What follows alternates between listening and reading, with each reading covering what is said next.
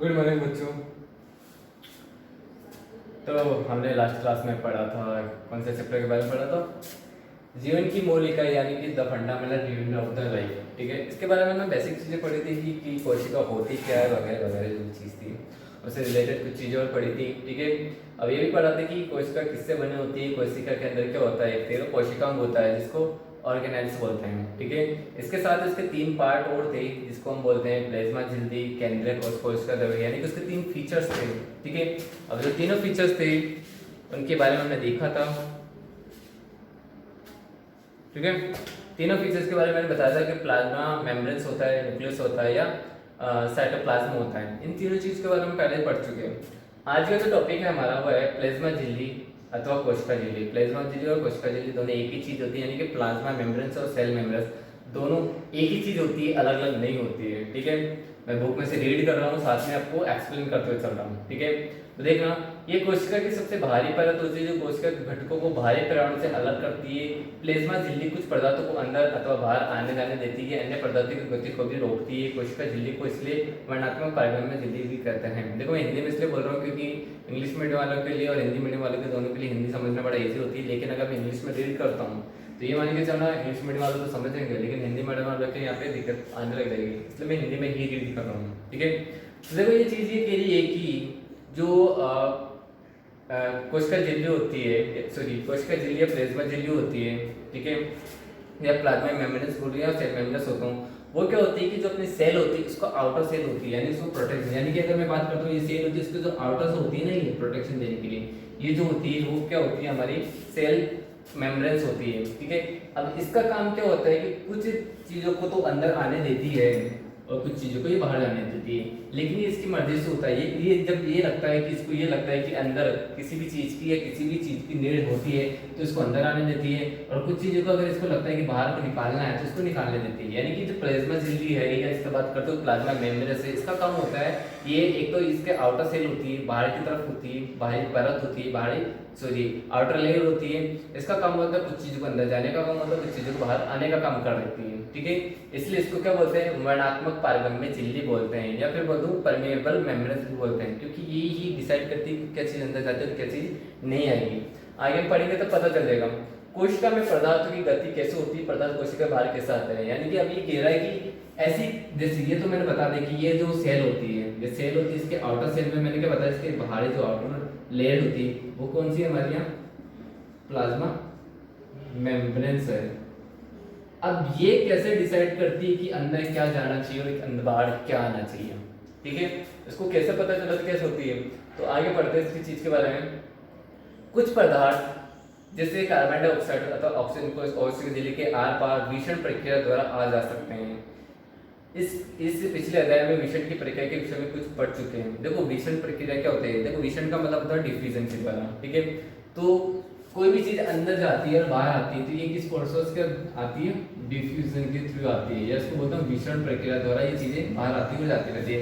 यानी कि एग्जांपल देके बता रहे कि कार्बन डाइऑक्साइड और सॉरी ऑक्सीजन ये अंदर और बाहर आती जाती रही है, लेकिन ये आती और जाती कैसे रहती है इसके बारे में आगे पढ़ते हैं। कुछ इसी प्रकार की प्रक्रिया कोशिका में भी होती है। ठीक है, और कैसे होती है देखना, जब कुछ पदार्थ जैसे CO2 कोशिका अपशिष्ट है जिसका निष्कासन आवश्यक है, ठीक है, तो कोशिका में एकत्र हो जाती है, इसकी सांद्रता बढ़ जाती है। कोशिका के बाहर पर्यावरण में CO2 की सांद्रता कोशिका की CO2 की सांद्रता की अपेक्षा कम होती है। जैसे कि कोशिका के अंदर से बाहर की ओर CO2 की सांद्रता अंतर आ जाता है, इस समय उच्च सांद्रता से निम्न सांद्रता की ओर विषण द्वारा कोशिका से CO2 बाहर निकल जाता है। इस प्रकार जब कोशिका के ऑक्सीजन की सांद्रता कम हो जाती है तो O2 से बाहर कोशिका मिथुन द्वारा अंदर चली जाती है। अतः कोशिका तथा बाहर पर्यावरण में विषयों का आदान प्रदान एक विषय में महत्वपूर्ण भूमिका निभाते हैं। अब सीधी सिंपल इसलिए बताया, कौन सा पॉइंट पे ले लिया इसमें, कंसंट्रेशन पे ले लिया, कंसंट्रेशन पे ले लिया, दैट मीन सांद्रता पे बात कर रहा है। ठीक है, अब ये कह रहा है कि जितना भी जो हमारा डिफ्यूजन जो होता है, विषण होता है, वो किस पे डिपेंड होकर चल रहा है, सांद्रता या कंसंट्रेशन पे होकर चलता है। ठीक है, अब वो कैसे होकर चल रहा है देखना कि अगर देखो सॉरी पहली चीज बता दो, कंसंट्रेशन की बात करता हूँ, सांद्रता की बात करता हूँ, सांद्रता क्या होती है, हाई टू लो की तरफ क्या करती है, हाई टू लो की तरफ क्या करती है, फ्लो करती है। फ्लो क्या करती है, हाई टू लो की तरफ, ज्यादा से कम की ओर क्या करती है, हमेशा गति करती है सांद्रता। आई बात समझे, तो ये क्या बता रहा है कि सपोज करना है कि ये हमारी एक सेल है, कोशिका है जिसके चारों तरफ हमारे क्या है, प्लाज्मा मेम्ब्रेन है, ठीक है, यानी कि कोशिका भित्ति है, कोशिका सॉरी झिल्ली है, कोशिका झिल्ली है। अब देखो अंदर क्या होता है, सेल भी क्या होती है अपने आप को ग्रोथ करने के लिए, क्योंकि हर चीज को क्या होती है एनर्जी नीड होती है, तो ये अपने आप को नीड करती है, इसकी जब नीड होती है किसी चीज़ों की वो होती है, तो देखो इसके अंदर बनती है CO2 बनती है, क्या बनती है इसके अंदर CO2 बनती है, और जो बाहर बॉडी के अंदर होते हैं वहाँ पे भी CO2 प्रेजेंट होती है, इसके अंदर CO2 बन रही है, बाहर भी CO2 प्रेजेंट होती है, ठीक है, लेकिन इसके अंदर CO2 कंटिन्यूसली बनती जा रही तो एक कंडीशन ऐसी आती है कि इसके अंदर जो CO2 है उसकी कंसंट्रेशन बाहर वाले जो CO2 उसकी कंसंट्रेशन की कंपैरिजन में क्या होती है, ये ज़्यादा हो जाती है, ये क्या होती है हाई हो जाती है, और बाहर जो होती है लो हो जाती है। तो अंदर जो सेल है, सेल के अंदर कंसंट्रेशन की क्या होती है, क्वांटिटी क्या होती है ज़्यादा हो जाती है, जब क्वांटिटी ज़्यादा हो जाती है तो क्या करती है हाई टू लो की तरफ क्या करती है फ्लो करती है, उस कंडीशन में जो हमारे दिख रही प्लाज्मा मेम्ब्रेन यानी कोशिका भित्ति उसको क्या करती है CO2 पे क्या कर देती बाहर की तरफ क्या कर देती निकाल देती है। आई बात समझ में। दूसरी कंडीशन ये है कि अरे यार कितनी सारी चीजें हैं।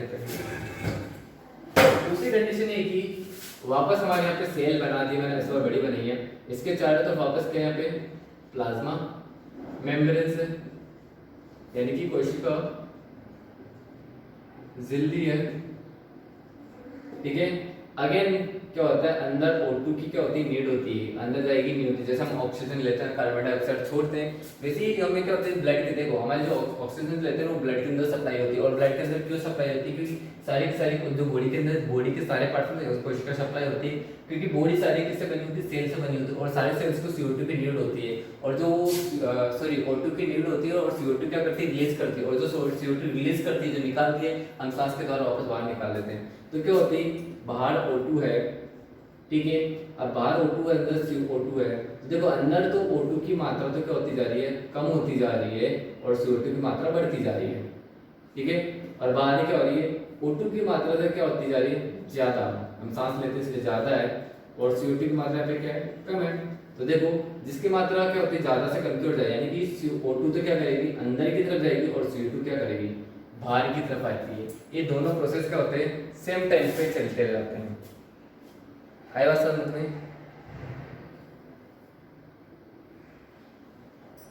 इतनी चीज समझ में है कैसे हुआ, जब भी विषण इसके नियमों का अनुकूल व्यवहार करती है। अब देखो एक चीज ये तो हमने गैसेस के लिए देख लिया था कि अंदर क्या होती है O2 कम होती है, CO2 ज्यादा बन जाती है, इसलिए CO2 बाहर चली जाती है और O2 अंदर की तरफ चली जाती है। तो ये जो बाहर जो प्लाज्मा मेम्ब्रेन से कोशिका झिल्ली है, ये डिपेंड करती है कि किसकी सांद्रता कहाँ है। तो देखो ऑक्सीजन की सांद्रता बाहर क्या थी ज्यादा थी, और अंदर क्या थी कम थी, तो ऑक्सीजन कहाँ से चली गई ज्यादा से कम की ओर चली गई थी, ठीक है। अब ऐसी चीज बहुत सारी आपको एग्जाम्पल दूंगा तब आपको समझ में आ जाएंगे, ठीक है।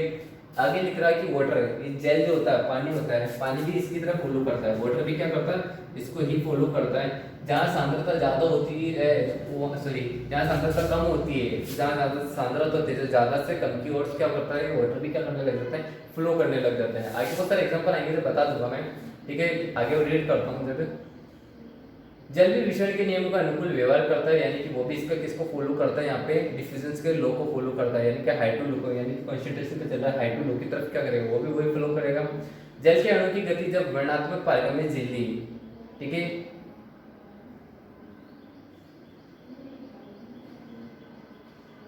का ज्ञान द्वारा उसे परासरण कहते हैं। प्लाज्मा झिल्ली से जल की गति जल गुल्ले और पदार्थ की मात्रा के कारण जल भी प्रभावित होता है। देखो प्राशन का मतलब होता है ऑस्मोसिस होता है। प्राशन अगर तुमने पहले पढ़ा पहले की 8th क्लास में पढ़ा तो प्राशन तो अच्छे से पता होगा कि क्या होता है। यहाँ पे किसी जैसे नमक के पानी में से जल के अणुओं को अलग कर दिया जाता है और नमक के अणुओं को अलग कर दिया जाता है, ये प्राशन के अंदर आता है, ठीक है, और ऑस्मोसिस के अंदर आता है। आगे बढ़ते हैं। इस प्रकार प्रसारण में जल के अणु अणात्मक पारगम्य बिंदु द्वारा उच्च जल की सांद्रता से निम्न जल की सांद्रता की ओर जाते हैं, जो भी बताया था मैंने। यदि हम किसी जंतु कोशिका अथवा पादप कोशिका के शक्कर होता है नमक के विलयन में रखे तो क्या होता है, हम इसकी 3 घटनाएं देख सकते हैं। अब सबसे ज्यादा इंपॉर्टेंट चीज बताने वाला हूँ मैं, ये सब हटा रहा हूँ मैं, आपके पास 3 चीजें डाल के रखता हूँ आपके पास, ठीक है। 3 कंडीशंस आ रही है, वो तीनों कंडीशंस मैं बता देता हूँ। अभी कह रहा है कि अगर आपके पास कोई भी पौधे की कोशिका यानी कि पादप कोशिका, या फिर बात कर देता हूँ सदियों और जो इंसानी की कोशिका, जंतु कोशिका, ठीक है। यानी कि मैं बात करता हूँ या तो फिर एनिमल्स की सेल्स या फिर ह्यूमंस की सेल्स या एनिमल्स कुछ भी ले लो, प्लांट्स की सेल्स, अगर उसको मैं किसी भी सॉल्यूशन में डाल देता हूँ, साल्ट के सॉल्यूशन में, शुगर के सॉल्यूशन में डालता हूँ, या नमक के पानी या फिर शक्कर के पानी में डालता हूँ, उस कंडीशन में क्या होती है, तो हमारे पास 3 कंडीशंस आती है, ठीक है। पहली कंडीशन में पढ़ के बता दूं, यदि कोशिका को तनु विलयन वाले माध्यम जल में शक्कर अथवा नमक की मात्रा कम तथा जल की मात्रा ज्यादा है में रखा जाए तो जल पराशरण विधि द्वारा कोशिका के अंदर चला जाएगा। ऐसे विलयन को अल्प पराशरण का भी कहा जाता है। अब ये पहली कंडीशन ये बता रहा है, फर्स्ट कंडीशन। फर्स्ट कंडीशन ये कह रहा है कि अगर मैं एक ऐसा सॉल्यूशन लेता हूँ, ठीक है, जिसके अंदर क्या होता है, जल प्लस साल्ट ले लेता हूँ, जल प्लस नमक, समझ में आएगी, यानी कि वाटर प्लस साल्ट है, तो इसमें क्या होता है, इन दोनों को कॉम्बिनेशन जैसा बनाता हूँ, इसको 80% लेता हूँ, इसको 20% ही लेता हूँ, ठीक है। अब इसके अंदर मैं एक सेल डाल रहा हूँ, ठीक है, एनिमल सेल या फिर बात करता हूँ कि प्लांट सेल डाल देता हूँ। उस कंडीशन में क्या होगा, उस कंडीशन में देखो क्या होता है, सीधी सीधी सी बात है कि अगर ये सेल है तो सेल के अंदर वाटर की क्या होती है, क्वांटिटी क्या होती है, बड़ा बना देता हूँ, ये एक सेल लिखा हुआ है, सेल के अंदर वाटर की क्वांटिटी इसमें भी क्या होती है, कम होती है, और बाहर पानी की क्या होती है, ज़्यादा होती है। तो बताओ एक चीज़, कॉन्सेंट्रेशन का अभी मैंने बताया था, कॉन्सेंट्रेशन का जो अपना बताया था, कॉन्सेंट्रेशन लो क्या था, वो कहाँ से कहाँ करता है, हाई टू लो की तरफ, यानी कि सांद्रता नियम क्या बताता था, सांद्रता नियम ये कहता है कि जो सांद्रता होती है वो कहाँ से जाती है, ज़्यादा से कम की ओर जाती है। तो देखो पानी की सांद्रता दोनों में देखो, बाहर ज्यादा और अंदर क्या है, कम, तो पानी क्या करता है, अंदर से क्या करता है, सॉरी बाहर से क्या करता है, इसके अंदर कोशिका के अंदर क्या करने लग जाता है, जाने लग जाता है। यानी कि जो हमारी प्लाज्मा मेम्ब्रेन से कोशिका झिल्ली जो है हमारी झिल्ली, वो क्या करती है, इसको पानी को क्या करते हुए जाती है, अंदर लेने जाती है, ठीक है। इसको क्या बोला जाता है, हमारे अल्प पराशरण दाबी बोला जाता है, यानी कि हाइपोटोनिक सॉल्यूशन बोला जाता है। यानी इसको क्या बोलेंगे हम, हाइपोटोनिक सॉल्यूशन, यानी कि अल्प पराशरण दाबी बोलते हैं, ठीक है। आगे बात समझ में, जल के अणु कोशिका झिल्ली के दोनों ओर आवागमन करने के लिए स्वतंत्र होते हैं, लेकिन कोशिका के अंदर जाने वाले जल की मात्रा कोशिका के बाहर आने वाले जल की मात्रा से अधिक होता है। इस प्रकार शुभ परिणाम ये होगा कि कोशिका के अंदर गया हुआ कोशिका फूल जाएगी। अब ये कह रहा है कि देखो कंडीशन तो दोनों ही होती है कि इसका पानी भी बाहर निकलेगा, ये भी अपना अपशिष्ट बाहर निकालती है जब, ठीक है, ये भी पानी निकालती है, लेकिन पानी इसके अंदर क्या होता है, पहले के कंपेरिजन ये जितना निकाले उसके कंपेरिजन में ज्यादा जाएगा। समझने की कोशिश ये करना कि अगर मैं टैंकी ले लेता हूँ, ठीक है, टैंकी ले लेता हूँ, तो टैंकी लेने के बाद मैं यहाँ पे एक टूटी बना देता हूँ जिसमें से पानी गिर रहा है। अब जितना ये पानी गिर रहा है उसके कंपेरिजन में ऊपर से बाल्टी भर करके ज्यादा पानी डाल रहा हूँ अंदर, तो ये बताओ इससे निकलेगा कम या मैं ज्यादा भर रहा हूँ, तो बताओ ये भरेगा या खाली होगा। ऑब्वियसली मैं इससे इसके कंपेरिजन जितना पानी निकला उसके कंपेरिजन में ज्यादा भर रहा हूँ तो ऑब्वियसली भरता है। वैसे ये कि अगर जो सेल होती है, कोशिका होती है, वो जितना पानी बाहर निकाले उसके कंपेरिजन में पानी ज्यादा अंदर जा रहा है, तो ऑब्वियसली ये फूलेगी फूलेगी, यानी कि पानी को क्या करती है, ज्यादा एब्जॉर्ब करती है, ठीक है, पानी को अंदर ज्यादा लेती है। तो इस वाले सॉल्यूशन को क्या बोलते हैं, अल्प पराशरण दाबी, यानी कि हाइपोटोनिक सॉल्यूशंस बोलते हैं। ये हमारा फर्स्ट टाइप का हो गया। सेकंड रिजल्ट क्या बोलता है, देखना इधर, ये तो हमारी थी फर्स्ट कंडीशन। अब बात करते हैं इसके लिए सेकंड कंडीशन की बात करते हैं। अब सेकंड कंडीशन क्या बोलती है, सुनना मेरी बात। सेकंड कंडीशन ये बोलती है कि यदि कोई कोशिका को ऐसे माध्यम विलयन में रखा जाए जिसमें महाबल की सांद्रता कोशिका में स्थित जल की सांद्रता से ठीक बराबर हो।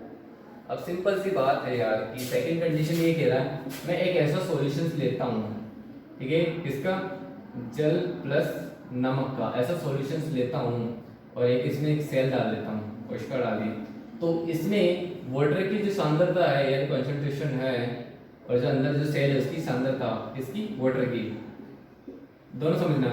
बाहर जो सॉल्यूशन उसकी जल की सांद्रता और जो सेल के अंदर जो जल की सांद्रता है, यानी कि बाहर का जो सॉल्यूशन उसकी वाटर कंसंट्रेशन और सेल के अंदर की वाटर कंसंट्रेशन, ये दोनों जब इक्वल आ जाती है, यानी कि बराबर का साइन लगा रहा हूँ यहाँ पे, ये दोनों बराबर आ जाती है, उस कंडीशन में क्या होता है कि इन दोनों के बीच में क्या होता है, ये जितना वाटर बाहर निकालो उतना वाटर वापस ले दिए, क्योंकि कॉन्सेंट्रेशन मैंने कहा था हाई टू लो की तरफ जाती है, लेकिन दोनों तरफ तो कॉन्सेंट्रेशन बराबर आ रही है। जब दोनों तरफ कॉन्सेंट्रेशन क्या हो रही है, बराबर आ रही है, तो क्या होता है, कोई फर्क ही नहीं पड़ता, जितना बाहर गया उतना उतना अंदर पानी क्या हो गया, चला गया। यानी कि वो टूटी वाली बात करता हूँ, जितना पानी, जैसे ऐसे मैं बर्तन ले लूँ जिसमें नीचे से टूटा हो, जितना मैंने पानी डाला वो नीचे से पूरा पूरा निकल गया। आई बात समझ? कहने का मतलब ये इस तरह से समझना। समझे, एक नोटबुक है, ठीक है, ये गोल सी कोई चीज़ है। अब बताओ मैं इतना जितना पानी ऊपर से डालूंगा उतना उतना वापस निकल जाएगा, तो मतलब क्या होगा, मतलब कोई चीज़ इसमें कुछ भरा ही नहीं। वैसी चीज़ है, जितना इसमें अंदर जा रहा है उतना वापस बाहर आ रहा है, क्योंकि दोनों की कॉन्सेंट्रेशन यहाँ पे सांद्रता क्या अभी बराबर आ रही है। इसलिए यहाँ पे क्या होता है, ना कोई चीज़ अंदर जाती है ना कोई बाहर आती है। थर्ड कंडीशन बताते हैं। अब थर्ड कंडीशन क्या बोल रहा है वो, सुनना मेरी बात। थर्ड कंडीशन की बात आ रही है।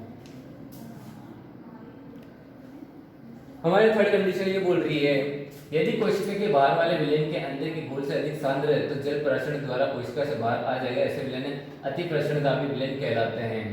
सीधी सी बात ये बोल रहा है। अब तीसरी जो कंडीशन ये बता रहा है कि अगर मैं ऐसा सॉल्यूशन रखता हूँ, किसका, जल प्लस नमक का ऐसा सॉल्यूशन बनाता हूँ कि यहाँ पे जल की जो कॉन्सेंट्रेशन है वो 10% रखता हूँ, नमक की रख देता हूँ 90%, ऐसा सॉल्यूशन बना देता हूँ। अब इसमें एक सेल डाल देता हूँ, कोशिका डाल देता हूँ, ठीक है।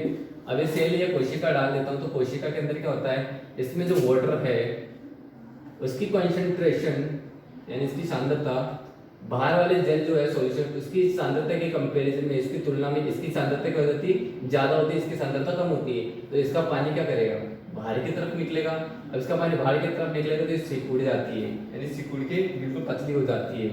आई बात समझ में, ये सिकुड़ जाएगी।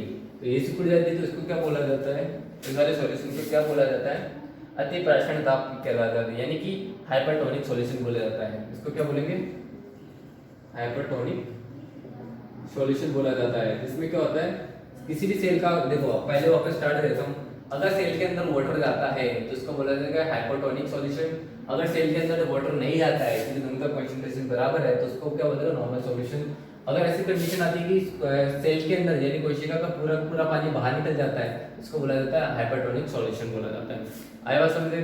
जैसे तुम किशमिश भिगो के रखते हो रात के टाइम में, तो किशमिश क्या होती है, फूल की जाती है, नहीं फूल जाती है, वो पहले सूखी हुई होती है, ठीक है, लेकिन जब उसको पानी में डाल के रखते हो तो क्या होती है, फूल जाती है। आई बात समझे? आगे चलते हैं। पुनः जब कोशिका की दोनों को पुनः आ जाता है, इसलिए स्थिति कोशिका जब बाहर आएगा और काम हो जाए अंदर चले, इससे कोशिका सिकुड़ जाएगी। प्राशन इस प्रकार विसरण की एक विशेष पद्धति है जिससे ऋणात्मक झिल्ली द्वारा गति होती है। आई बात समझे? आगे की चीज जो क्रियाकलाप एक्टिविटी दे रही है तुम पढ़ लेना, इनको समझा देता हूँ। एक कोशिकीय अवलवनीय जलीय जीवों तथा अधिकांश पादप कोशिका प्राशन द्वारा जल ग्रहण करते हैं। पौधे के मूल द्वारा जल का अवशोषण प्राशन का एक उदाहरण है, ठीक है। अभी कह रहा है कि ऑस्मोसिस जो प्रोसेस होता है, पराशरण जो विधि होती है, उसके द्वारा बहुत सारे पौधे क्या करते हैं, पानी को अंदर की तरफ लेते हैं। यानी कि जो पेड़ पौधे की जो जड़ें होती है वो क्या करती है, पानी को अंदर लेती है। अंदर लेने वाली कौन सा प्रोसेस में आता है, हाइपरटोनिक सॉल्यूशन में आता है। यानी कि उनके अंदर क्या होता है, बाहर क्या होता है, जल की मात्रा ज्यादा हो जाती है, उसके अंदर जल की मात्रा कम होती है, तो पानी को क्या कर लेती है, अंदर की तरफ खींच लेती है। आए बस में जड़ें ऐसी करती है और वो सांस भी ऐसी लेती है। बाहर ऑक्सीजन की मात्रा ज्यादा है और अंदर कम है, तो ऑक्सीजन को अंदर ले लेती है और कार्बन डाइऑक्साइड को छोड़ देती है। अगर समझे, जानवरों के अंदर, इंसानों के अंदर सब ऐसे ही होता है। इस प्रकार कोशिका के जीवन में विषण जल तथा गैसों का आदान प्रदान की प्रक्रिया में महत्वपूर्ण भूमिका निभाता है। इसके अतिरिक्त विषण कोशिका को अपनी बाह्य पर्यावरण का पोषण ग्रहण करने में सहायता करता है। कोशिका से विभिन्न अणुओं का अंदर आना तथा बाहर निकलना भी विषण द्वारा ही होता है। इस प्रकार के पर्यावरण को ऊर्जा की आवश्यकता होती है। अब देखो ये कह रहा है कि अगर ये सब चीजें होती है, अगर ये सारे प्रोसेस हो रहे हैं जिसमें ऊर्जा बाहर भी आ रही, कभी ऑक्सीजन अंदर आ रही, कभी बाहर जा रही, कभी पानी अंदर जा रहा है, कभी बाहर आ रहा है, तो ये सारे प्रोसेस करने के लिए भी क्या होता है, उसको एनर्जी की नीड होती है। और वो एनर्जी कहाँ से लाता है, और वो आगे बता रहा है। प्लाज्मा झिल्ली लचीली होती है, यानी कि फ्लेक्सिबिलिटी वाली होती है, और कार्बनिक अणु से, जैसे लिपिड तथा प्रोटीन की एनर्जी, यानी कि कार्बनिक मॉलिक्यूल्स होते हैं, लिपिड होते हैं और प्रोटीन, उनसे क्या होती है, वो बनी होती है। प्लाज्मा झिल्ली की रचना हम केवल इलेक्ट्रो सूक्ष्मदर्शी से देखते हैं, यानी कि इलेक्ट्रो माइक्रोस्कोप से ही उसकी क्या होता है, स्ट्रक्चर को देख सकते हैं, अदरवाइज हम देख नहीं पाएंगे। कोशिका झिल्ली को लचीलापन एक कोशिका जीव में कोशिका के बाहर पर्यावरण में अपना भोजन एवं अन्य पदार्थ को ग्रहण करने में सहायता करता है। ऐसी प्रक्रिया को एंटोसाइटोसिस करते हैं। एमीबा अपना भोजन इस प्रकार से प्राप्त करता है। एमीबा का डायग्राम देखा तो तुमने क्या देखा था, एमीबा ऐसा होता है, जानवर जैसा होता है, इसका सेंटर होता है। अब इसका मुंह, हाथ, पैर कहाँ है मुझे पता ही नहीं चलता, क्योंकि क्या होता है, किसी भी एंगल से, किसी भी तरफ से कुछ भी ले सकते हैं। मान लो यहाँ पे कोई जानवर है, कोई कीड़ा है, तो उसको ये डायरेक्टली यहाँ से लेके अंदर खींच लेता है। यानी कि इसका क्या होता है, प्रोसेस चालू तक तो कहीं पे भी कुछ होता है, अपनी मर्जी से कुछ नहीं अंदर ले लेता, बाहर निकाल देता है, ठीक है। इस प्रोसेस को क्या बोला जाता है, एंटोसाइटोसिस बोला जाता है। क्लियर है इतनी चीजें, आई बात समझे? नॉर्मल चीज़ें थी, ज़्यादा कुछ भी हार्ड नहीं आया था। और ये जब इसे खाता है तो उसके बाद इसमें एनर्जी आती है, जो सारी चीज़ों में ऐसी आती है, पौधों में भी कहीं ना कहीं से एनर्जी आती है, पौधों के अंदर आती है अपने सनलाइट से आती है एनर्जी। आई बात समझ, कहीं ना कोई एनर्जी लेता है, और ये लोग अपना प्रोसेस कंप्लीट करने के लिए कोई ना कोई जीव को खाते रहते हैं, ठीक है, बैक्टीरिया वगैरह को लेते रहते हैं। आगे बात करते हैं, अगला टॉपिक आता है हमारे कोशिका भित्ति यानी कि सेल वॉल, ठीक है। अब सेल वॉल क्या होती है, ज़्यादा नहीं, छोटा सा क्वेश्चन ही है, समझा नहीं है। पादप कोशिका प्लाज्मा झिल्ली के अतिरिक्त कोशिका भित्ति भी होती है, यानी कि कह रहा कि कोशिका भित्ति सॉरी जो अपनी मेम्ब्रेन्स पढ़ा था अभी, ठीक है, सेल मेम्ब्रेन्स पढ़ा था, ये प्लाज्मा मेम्ब्रेन्स यानी कि कोशिका जो झिल्ली होती है उसके अंदर की तरफ एक और कोशिका भित्ति होती है, यानी कि ये अगर सेल होता हूँ तो इसका आउटर सेल तो क्या बताया था मैंने, प्लाज्मा बताया था, सॉरी प्लाज्मा मेम्ब्रेन्स बताया था। इसके अंदर की तरफ एक और लेयर होती है, वो लेयर को क्या बोला जाता है, सेल वॉल बोला जाता है, ठीक है।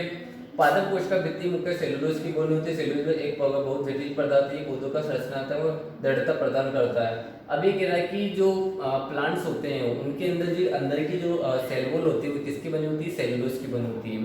और जो इंसान होता है सेलुलोज बाहर की कुछ खाने की चीज़ें खाते हैं, फिर अंदर से वो टूटता है, फिर हमें एनर्जी मिलती है, वो अलग चीज़ होती है। लेकिन प्लांट्स की बात करता हूँ तो प्लांट्स के अंदर क्या होती है, अंदर की जो सेल के ऊपर जो स्ट्रक्चर बना हुआ है, जो सेल वॉल बनी होती है, दीवार जो बनी होती है, वो किसकी बनी होती है, सेलुलोज की बनी होती है। इसी कारण उसमें हार्डनेस आती है, नहीं तो क्या होते हैं बिल्कुल लचीले होते हैं, फ्लेक्सिबल होते हैं। उसमें हार्डनेस किसकी वजह से आती है, सेलुलोज की वजह से आती है। आगे चलते हैं, जब किसी पादप कोशिका में पराशरण द्वारा पानी की हानि होती है तो कोशिका बिल्ली सहित आंतरिक पदार्थ संकुचित हो जाते हैं। इस घटना को जीवदया कुंचन कहते हैं। इस पर परिघटना को निम्न क्रियाकलाप द्वारा देख सकते हैं। अब ये कह रहा है कि अगर ये चीज होती है कि अगर ये कंडीशन आती है, इसका सारा पानी बाहर निकल जाता है तो ये सिकुड़ जाती है, यानी ये वाली कंडीशन हाइपरटोनिक सॉल्यूशन वाली कंडीशन, जिसमें क्या होता है सेल का सारा वाटर बाहर निकल जाता है। ऐसी कंडीशन आती है तो क्या होती है, मैंने कहा था सेल सिकुड़ जाती है। सिकुड़ जाती है तो क्या होता है, इसकी जो प्लाज्मा मेम्ब्रेन्स होते हैं, जो कोशिका झिल्ली है वो भी सिकुड़ जाती है, तो इसके अंदर के कोशिका झिल्ली के अंदर की तरफ जो सेल वॉल होती है वो भी इसके साथ क्या होती है, सिकुड़ जाती है। ये पूरा सिकुड़न आ जाता है। जो उसके अंदर सेल के अंदर जो सिकुड़न आ जाता है उसको क्या बोला जाता है, जीवद्रव्य कुंचन या प्लाज्मोलिसिस बोला जाता है, प्लाज्मोलिसिस बोला जाता है। ऐसा समझे। आगे देखें, इसलिए देखो एक बता के दिया तुम्हें एक्टिविटी है, वो तुम पढ़ोगे तो भी समझ में आ जाएगा। मैं नॉर्मली बता देता हूँ क्या बोलना चाहता है। इस एक्टिविटी से क्या निष्कर्ष निकलता है, इससे पता लगता है कि केवल जीवित कोशिकाओं में पराशरण द्वारा जल अवशोषण की क्षमता होती है, मृत कोशिकाओं में नहीं होता। अब एक चीज बताता हूँ यार, जब ये कोशिका जिंदा होगी तो ही तो काम करेगी ना। मरने के बाद कौन काम करता है, मरने के बाद तो इंसान ही काम नहीं करता। पौधे मर जाने के बाद कहाँ से काम करेगा इंसान, पौधे किसके बेस्ट पे चल रहे हैं, कोशिका के ऊपर चल रहे हैं। एक चीज बताओ, तुम्हारी लाइफ जो साइकिल चल रही है, जो तुम बड़े होते जाते हो, सब कुछ करते हो, वो किसकी वजह से करते हो, सेल्स की वजह से। क्योंकि तुम्हारी बॉडी के अंदर जितने सेल्स बनते जा रहे हैं वो बढ़ते जा रहे हैं, तो बनते जाएंगे। जिस दिन तुम्हारे बॉडी में सेल्स बनना बंद हो जाएंगे उस दिन तुम मर जाओगे। तो क्या होता है कि सेल्स जब जिंदा होते हैं तभी सारे प्रोसेस करते हैं, मरे हुए सेल्स के अंदर नहीं होता। अगर तो मरे हुए सेल्स डाल दो उसके अंदर सारे प्रोसेस होंगे ही नहीं। आए बात समझ में। तो क्या मतलब हो गया, एक लिविंग ऑर्गेनिज्म है, यानी कि जिंदा एक तंत्र है, तरीके से काम करने वाली चीज होती है। मरे हुए के अंदर नहीं होता, सिर्फ जिंदा के अंदर ही सारे प्रोसेस होते हैं। आगे सुनना, ये पर्सन का जल का अवशोषण होता है। मैंने कहा था अभी ऑस्मोसिस प्रोसेस के थ्रू अपना पानी को ग्रहण करता है, या प्रसारण विधि द्वारा पानी को अंदर लेता है। आगे कोशिका भित्ति पौधा कवक बैक्टीरिया की कोशिकाओं को अपेक्षा कम तनु विलयन में बिना फटे बनाए रखती है। ऐसे माध्यम में कोशिका प्रसारण विधि द्वारा पानी लेती है और कोशिका फूल जाती है और कोशिका भित्ति के ऊपर दबाव डालती है। कोशिका भित्ति भी फूली हुई क्या कोशिका भित्ति ऊपर दबाव डालती है। कोशिका भित्ति भी फूली हुई कोशिका के प्रति समान रूप से दबाव डालती है। कोशिका भित्ति के कारण पादप कोशिकाएं परिवर्तन और माध्यम को जंतु कोशिका की अपेक्षा आसानी से सहन कर सकती है।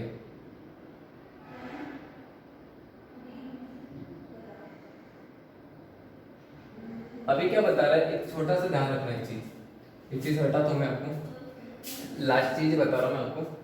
ये कह रहा है कि अब ये तो पता चल गया कि सारे प्रोसेस की प्लांट्स की सेल्स में भी होता है और एनिमल्स की सेल्स में होता है।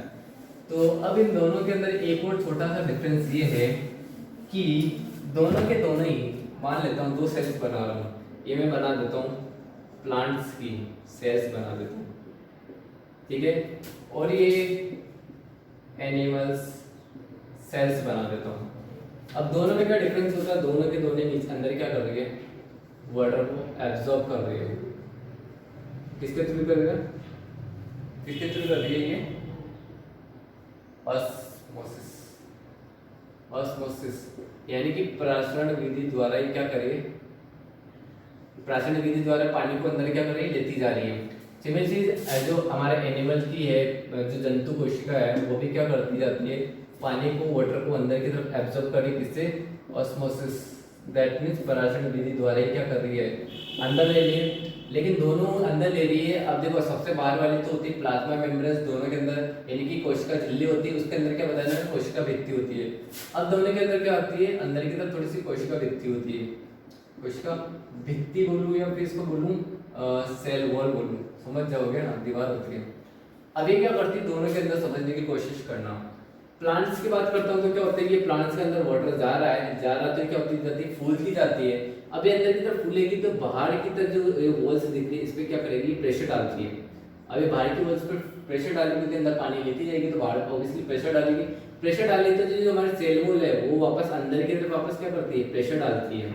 उतना डालती है जितने ये वापस सेल, देखो सेल बाहर की तरफ प्रेशर डाल रही है इस पे सेल वॉल पे, तो सेल वॉल पे क्या करती है, अंदर की तरफ उतना प्रेशर डाल रही है। यानी ये फूल तो गई है, मोटी तो हो गई है, लेकिन ये जो सेल दिख रही है जो वाटर को एब्जॉर्ब करने के बाद क्या करती है, ये जो हमारे सेल वॉल दिख रही है कोशिका की, जो आउटर सेल दिख रही है, इसके ऊपर प्रेशर डालती है। तो सबसे पहले प्रेशर आता है सेल वॉल के ऊपर आता है, तो सेल वॉल क्या करती है, वापस प्रेशर किस पर डालती है, अंदर की तरफ डालती है। यानी कि प्रेशर बाहर जाता है उतना उतना प्रेशर अंदर की तरफ डालती है, तो ये क्या करती है, फटती नहीं है। ठीक है, तो दूसरी तरफ आओ, एनिमल्स के अंदर भी क्या होता है, वाटर को लेती है, लेने के बाद क्या करती है, फूलती जाती है। फूलने से क्या होता है, ये भी सेल वॉल के ऊपर यानी कि कोशिका भित्ति पर क्या करेगी, दबाव डालेगी। दबाव डालने से क्या होती है, ये फटती जाती है। लेकिन सेल जो वॉल होती है ये वापस इस पे उतना दबाव नहीं डाल पाती, किसके अंदर, एनिमल सेल्स के अंदर, इसलिए दबाव नहीं डाल पाती, तो क्या होती है, फट जाती है। आई बात समझ? इसलिए अपनी बॉडी के बहुत सारी चीजें ऐसी है कि अगर हम प्रेशर को कंट्रोल करते हैं तो बहुत सारी चीजें फट जाती है, नर्व्स वगैरह फट जाती है। तो प्लांट्स के अंदर ये कि इनकी सेल्स नहीं फटती और एनिमल्स में होती है वो फट जाती है। इसलिए ये कह रहा है कि प्लांट्स के जो होते हैं इनकी सेल्स फटती नहीं है, इसलिए इनका क्या होता है, साइज बड़ा हो जाता है। इसलिए आप प्लांट्स का देखो तो प्लांट्स के क्या होता है, आउटर सेल को देखोगे ना तो वहाँ पे उसको जो तना होता है उस पर वो जो देखो आप नीम का पेड़ देखो, उसमें उसकी आगे से छाल उखड़ी होती है, फटी भी होती है, कटी भी होती है, तभी उनको कोई फर्क नहीं पड़ता, वो नॉर्मली ग्रोथ करते जाते हैं। आई बात समझ? क्योंकि उनके सेल्स को कोई फर्क नहीं पड़ता, क्योंकि उनके सेल्स कभी फटते नहीं है, साइज में बड़े हो जाते हैं, उसका आउटर सेल टूट जाता है लेकिन अंदर से कभी नहीं टूटती है। आई बात समझ? इसी से बात तो आज इतनी, अगली बार हम पढ़ेंगे न्यूक्लियस पढ़ेंगे, यानी कि केंद्रक के बारे में पढ़ेंगे। ठीक है, थैंक यू।